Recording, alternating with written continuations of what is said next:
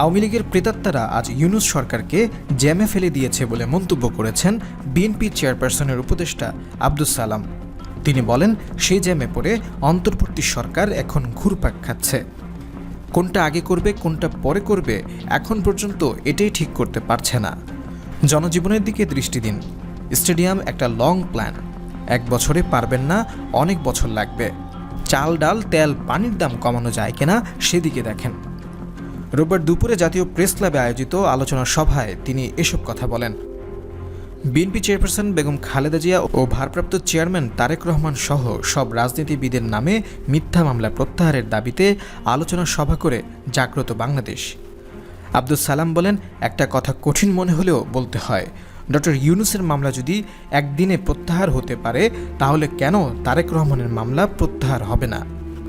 আজকের বাস্তবতায় যেমন এই সরকারকে দরকার, ঠিক তেমনিভাবে আধিপত্যবাদের বিরুদ্ধে যদি রাজনৈতিক প্রতিরোধ গড়ে তুলতে হয় তাহলে তারেক রহমানকেও দেশে দরকার। তিনি বলেন, এটা তো সবচেয়ে লজ্জার ব্যাপার যে 5 আগস্টকে কেন্দ্র করে ছাত্র জনতা আহত হলো, পঙ্গু হলো, তাদের 3 মাসের ব্যবধানে এসে প্রতিবাদ জানাতে হলো। এর চেয়ে দুর্ভাগ্য তো আর কিছুই নেই।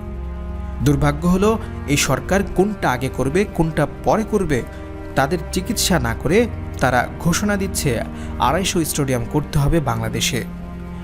এ দায়িত্ব তাদের দায়িত্ব হলো একটা গ্রহণযোগ্য নির্বাচন করে রাজনীতিবিদদের হাতে ক্ষমতা ছেড়ে দেওয়া। বিএনপি চেয়ারপারসনের উপদেষ্টা আরও বলেন, সামনে রমজান মাস, নিত্য প্রয়োজনীয় পণ্যের দাম যাতে না বাড়ে সেদিকে নজর দিন। টিসিবির ট্রাকের পেছনে মানুষের লাইন লেগেছে, দেখলাম ট্রাকও যাচ্ছে, মানুষও তার পেছনে দৌড়াচ্ছে।